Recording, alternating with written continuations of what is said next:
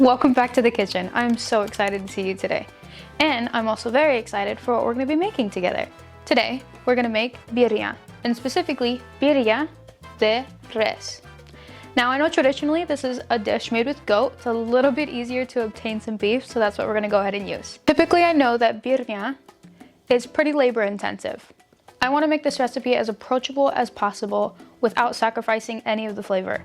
So today we're going to be making it in an Instapot. That'll cut down our cooking time and add pressure into our cooking. That way our meat can tenderize in a shorter amount of time. Although I know birria is typically very labor intensive, I'm going to try to make this recipe as approachable as possible. And with that being said, we're going to be cooking today in an Instapot. That is just going to shorten our cooking time and add pressure into our cooking. That way our meat can get as tender as possible without sacrificing any of the flavor. Because we never do that here, trust me. Let me show you everything that you're gonna need. All right, we got quite a few ingredients here. Let me go ahead and walk you through them. Salt, beef bouillon, garlic powder, onion powder, black pepper, cayenne powder, paprika, cumin, oregano, and thyme.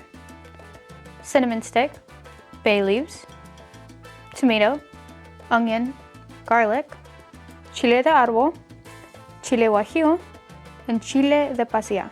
Now let's go ahead and get started on our sauce.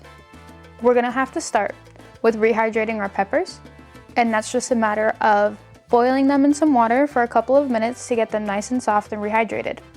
Alrighty, now I have some water boiling behind us. I'm gonna show you guys how to prep our peppers.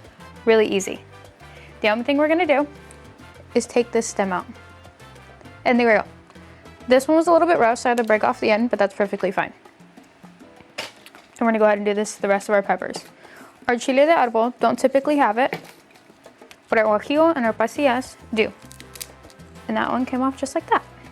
Some people like to deseed all of the seeds out of these. I don't find it much of an issue if the seeds stay in there. We're gonna be running our sauce through a fine mesh sieve at the end of it, so anything that we don't want in there, any big chunks, are gonna be caught. That way we're left with a really smooth sauce. So go ahead and take all the stems off of your peppers. Let's hop over to the burners and let's get started. Alrighty, now that our water is all boiled, I have all of our chiles right over here. We're gonna go ahead and put them in.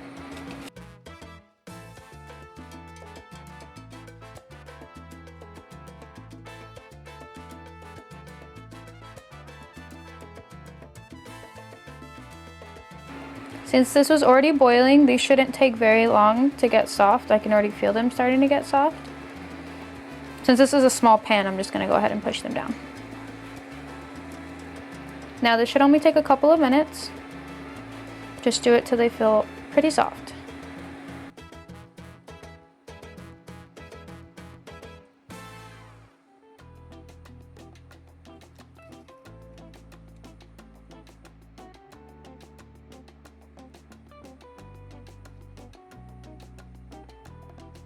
Alrighty, now that all of our peppers are rehydrated, nice and soft and ready to go, I want to note that I went ahead and added the bay leaves at the very end of it just so they could get a little bit more malleable. We want all the flavor that we can get.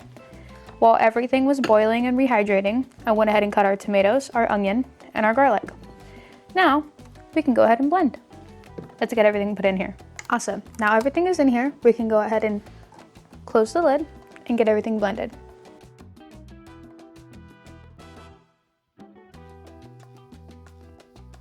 Now that all of our peppers are blended and as smooth as we can get them, we can go ahead and prepare the meat. That way we can get cooking.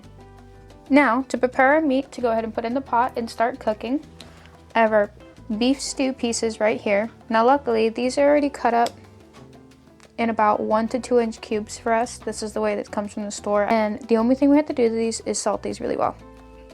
I'm not gonna cut down all the fat on these only because fat is flavor and I don't mind the fat. If you do, go ahead and just cut that right off. But for right now, I'm just gonna lay out our meat pieces. Now this is 2.5 pounds of meat. I went ahead and laid out a single layer of meat, and I'm gonna take our salt and generously salt all of them. Now that these are all salted, we're gonna go ahead and put them in the pan and fry them up just to get them a little bit brown to give them a little bit more flavor. Now, for an added piece of flavor, instead of oil, I'm going to be using lard or manteca. This is the one I'm using. I'm going to use about 2 tablespoons and go ahead and put it in our pan and get it to melt.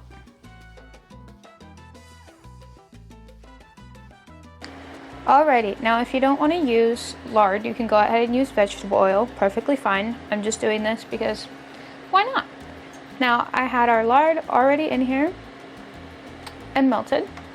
Now that it's nice and hot, we can go ahead and put our meat in.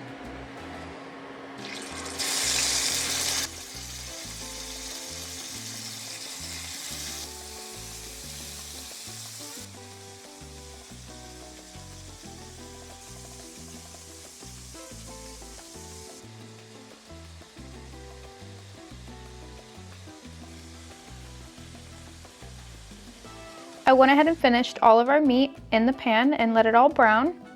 Depending on the size of your pan, you might have to do it in multiple rounds just like I did, but I have that all here.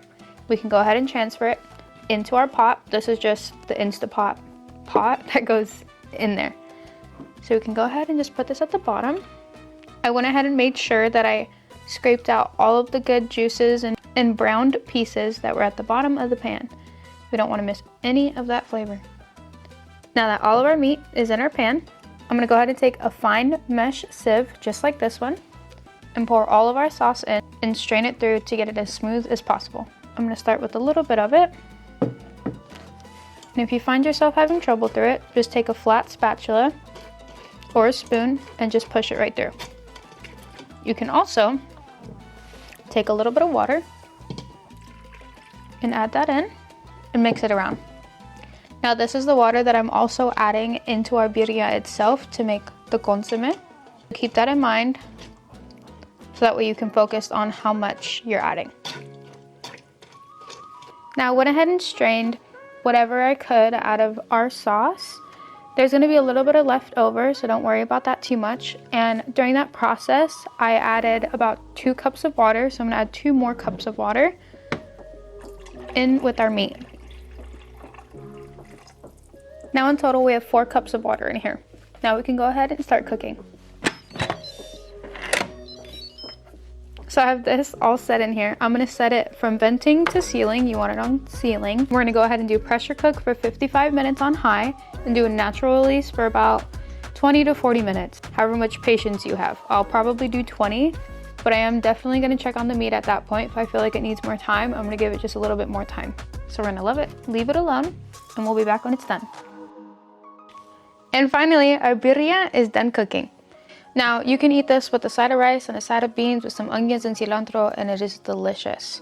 And another way that is so delicious is in a queso birria taco. And that's the way I'm gonna have it today. So I'm gonna go ahead and show you how to do that. Now, for our tacos, we're gonna need our meat shredded up. Now I'm gonna show you just how tender this is. Mind you, these are 2 plastic forks. I just wanted to show you. So I'm gonna take a piece right here. I'll give you a bigger piece. And just like that, it shreds away like nothing. Super tender, super flavorful. Alrighty, now I have our pan heating up just a little bit. We're gonna take a corn tortilla and dip it into our consomme and transfer it over. I'm gonna take some Monterey Jack cheese and get that in there, as well as our birria.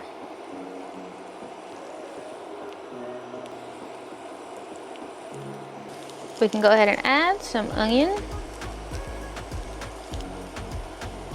some cilantro. Fold everything over to let the rest of the cheese melt and to get just a little bit crispy.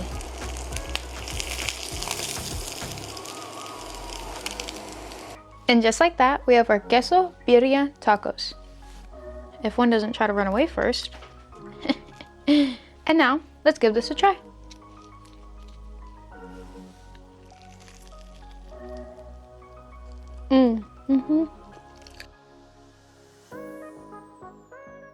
That is undeniably delicious. A little bit spicy, super flavorful, and you got the cheese in there. You really can't go wrong. Thank you so much for watching. I hope you enjoyed this video. I hope you love this recipe. If you try it, please let me know what you think. Don't forget to comment, like, and subscribe right down below. And I'll see you next time in the kitchen.